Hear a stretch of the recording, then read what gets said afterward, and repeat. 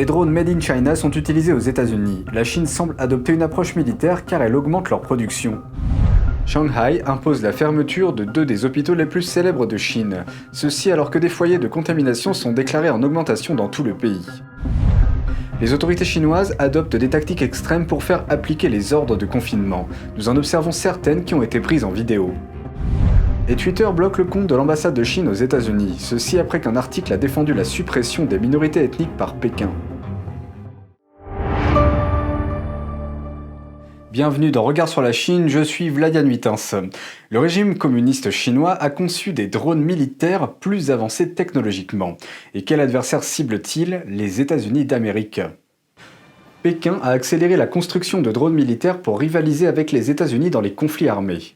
C'est ce que révèle un document du ministère chinois de la Défense nationale, obtenu par le journal The Epoch Times et qui a fait l'objet d'une fuite. Le but est d'espionner et de rivaliser avec des adversaires tels que les États-Unis.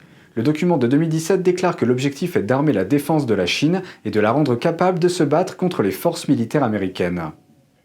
Ils peuvent être utilisés pour saisir des informations, contrôler et restreindre les informations des autres nations.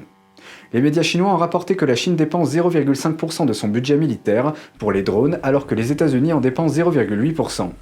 Les drones militaires représentent un quart du marché chinois des drones, alors que le géant chinois des drones commerciaux DJI s'approprie plus de 80% du marché mondial. La société chinoise a été accusée de collecter des informations non nécessaires auprès des utilisateurs. Les responsables américains affirment qu'elle pourrait envoyer les données des Américains en Chine. L'entreprise nie ces affirmations. Les services de police de 22 États américains utilisent les drones chinois pour faire respecter les directives de distanciation sociale. L'administration Trump a interdit à DJI d'acheter des produits américains en invoquant des problèmes de sécurité. Cette décision porte un coup décisif aux entreprises qui dépendent fortement des composants américains. Shanghai impose la fermeture de 2 des hôpitaux les plus connus de Chine après avoir détecté de nouveaux cas de virus du PCC. Les services de consultation externe ont été suspendus au centre de cancérologie de l'université Fudan de Shanghai et à l'hôpital Jiangxi qui ont tous deux été fermés avec certaines communautés résidentielles environnantes. La Chine se trouve désormais sur ses gardes face à de nouveaux foyers infectieux déclarés en grande partie dans le nord du pays.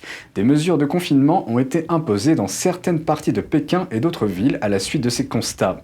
Les écoles quittent les lieux plus tôt et les citoyens ont été priés de rester chez eux pour les vacances du Nouvel An lunaire du mois prochain.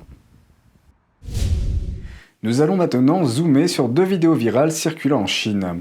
Elles montrent visiblement certaines des tactiques les plus extrêmes des autorités pour ralentir la propagation du virus. La première vidéo montre ce qui s'est passé lorsqu'un homme de Shijiazhuang, la capitale de la province du Hebei, est sorti acheter du tabac. À ce moment-là, son district était déjà en confinement. Sur son chemin, il a été stoppé par la sécurité. Pour l'empêcher de partir, les gardes l'ont encerclé et l'ont attaché à un arbre. Un des gardes lui a crié dessus, menaçant de le battre à mort s'il sortait à nouveau. Les autorités chinoises sont connues pour créer des exemples afin de décourager les contrevenants. L'incident a été enregistré en début de semaine dernière. La vidéo est depuis devenue virale sur les réseaux sociaux chinois. L'avocat chinois Lu Yangge a répondu à la question en disant « Plus terrifiant que la pandémie, la résurgence du contrôle du parti ». Une autre vidéo virale de la province du Heilongjiang montre un cas similaire. Un homme âgé a été repéré alors qu'il tentait de monter dans un bus la semaine dernière. Mais il n'a pas été admis car il ne pouvait pas montrer le bon code de santé. Et ceci parce qu'il ne possède pas de smartphone. En Chine, tous les citoyens sont soumis à des points de contrôle où ils sont tenus de montrer leur code de santé. Les résultats des derniers tests de dépistage du virus et d'autres données sanitaires sont affichés lorsque le code est scanné. Bloqué par le chauffeur de bus, l'homme a perdu son sang-froid et a utilisé une pelle pour briser les vitres du bus. 2 d'entre elles ont été brisées. Mais l'incident n'est pas le premier du genre. Depuis le début de la pandémie, de nombreux citoyens chinois âgés qui ne possèdent pas d'appareil de type smartphone ont été confrontés à des problèmes similaires. Les internautes chinois ont exprimé leur sympathie en ligne à l'égard de cet individu, exhortant les autorités à laisser des options aux personnes qui n'ont pas de smartphone. Certains suggèrent aux communautés de distribuer des documents écrits qui certifient l'état de santé. Le PCC envisage de modifier les lois qui régissent les professionnels de la santé, mais les critiques disent qu'il ne résout pas le problème des lanceurs d'alerte réduits au silence par les autorités. Le parti propose un nouvel amendement qui encouragerait les médecins à signaler en temps utile les foyers de contamination inexpliqués. Mais la loi obligerait également les médecins à suivre les instructions des autorités sanitaires. L'amendement proposé serait basé sur, je cite, « l'expérience et les actions réussies pour faire face à la pandémie du virus du PCC ». Dans les premiers jours de l'épidémie de virus du PCC en Chine, certains professionnels de la santé ont été accusés d'avoir propagé des rumeurs. Les autorités les ont sanctionnés pour avoir tiré la sonnette d'alarme. Un médecin de Wuhan est mort du virus contre qui il avait mis les gens en garde. C'est pourquoi les internautes chinois étaient sceptiques vis-à-vis de cet amendement.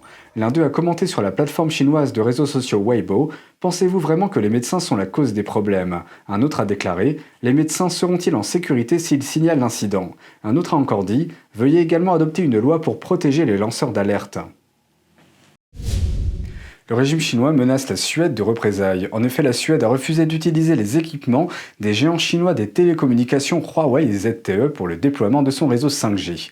Le ministère chinois du Commerce a demandé à la Suède de, je cite, « corriger immédiatement son approche ». Il a ajouté que le pays devrait considérer la position globale de la coopération économique et commerciale entre les deux pays.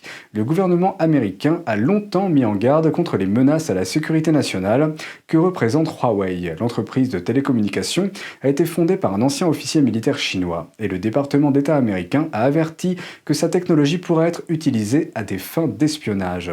Les États-Unis ont déjà imposé des sanctions contre ZTE pour avoir exporté vers l'Iran du matériel pouvant être utilisé par l'armée. Toutes les entreprises chinoises sont également tenues par la loi de partager leurs renseignements avec le Parti communiste si on le leur demande. Le régime chinois nie avoir le contrôle sur les deux sociétés, affirmant qu'il s'agit d'entreprises privées.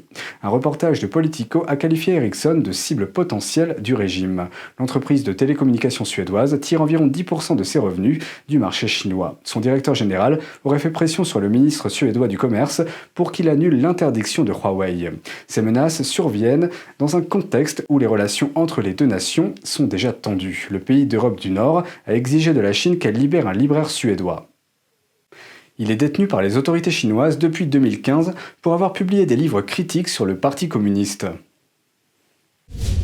Nous nous tournons maintenant vers l'Union européenne. De nombreux législateurs de l'Union européenne expriment leur inquiétude quant à un nouvel accord d'investissement entre l'Union européenne et la Chine. Le Parlement européen n'a pas encore approuvé cet accord. Jeudi dernier, le Parlement européen a adopté une résolution avec une large majorité. La résolution indique que les membres du Parlement regrettent que l'Union européenne se soit empressée de signer l'accord sans prendre de mesures concernant les violations des droits de l'homme en Chine. Elle ajoute que les législateurs vont, je cite, « examiner attentivement l'accord avant de le voter ». L'Union européenne a conclu un accord d'investissement avec la Chine communiste en décembre dernier. Le président de la Commission européenne estime que l'accord donnerait aux investisseurs européens un accès sans précédent au marché chinois. Cet accord intervient alors que le PCC est confronté à l'isolement et aux critiques sur la scène mondiale en raison de sa gestion de la pandémie du virus du PCC et de ses violations des droits de l'homme. La chancelière allemande Angela Merkel soutient l'accord car il pourrait potentiellement profiter aux constructeurs automobiles allemands. En 2020, la Chine a dépassé les États-Unis en tant que premier partenaire commercial de l'Union européenne. Les échanges commerciaux entre les deux entités ont atteint près de 600 milliards de dollars. Le Parlement européen a également adopté la semaine dernière 2 autres résolutions en faveur de Taïwan. Ces résolutions expriment l'inquiétude que suscitent les menaces militaires du PCC contre Taïwan. Il applaudit également Taïwan pour sa réussite dans la lutte contre la pandémie de virus du PCC. Jusqu'à présent, Taïwan compte moins de 900 cas de virus du PCC. Taïwan, officiellement connu sous le nom de République de Chine, a une population de près de 24 millions d'habitants. Nous passons maintenant à Twitter. La plateforme a verrouillé le compte de l'ambassade de Chine aux États-Unis. Ceci après que l'ambassade a publié un commentaire défendant la répression des minorités ethniques par Pékin dans la région du Xinjiang en disant que le PCC aide les gens de cette région à se libérer. L'administration Trump, dans ces dernières heures, a accusé la Chine de génocide dans cette région. Le candidat au poste de secrétaire d'État de Biden a déclaré qu'il était d'accord avec cette qualification. Twitter a expliqué que le message de l'ambassade chinoise violait sa politique contre la déshumanisation des gens. Ceci après qu'un porte-parole a déclaré à Fox News que les publications de la Chine n'enfreignent pas les règles de la plateforme de réseaux sociaux. Le régime chinois et ses médias d'État ont l'habitude de publier des allégations non confirmées et de menacer les fonctionnaires étrangers qui s'expriment contre Pékin. Par exemple, le porte-parole du régime a affirmé sans preuve que l'armée américaine avait apporté le virus du PCC en Chine. Les médias d'État chinois ont également menacé, je cite, d'anéantir la présidente de Taïwan. Un législateur taïwanais a demandé pourquoi Twitter permet au régime chinois d'émettre des menaces de mort sur sa plateforme.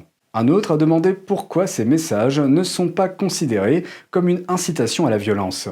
Les comptes chinois mentionnés ci-dessus sont toujours opérationnels pour le moment.